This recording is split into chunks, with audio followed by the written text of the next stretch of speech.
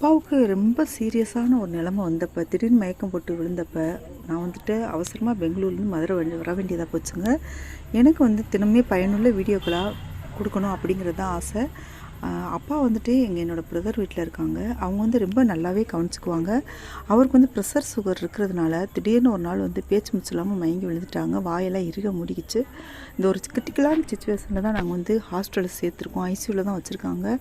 இனிமேல் அப்படியே தான் இருக்கார். எந்த முன்னேற்றமும் இல்லை.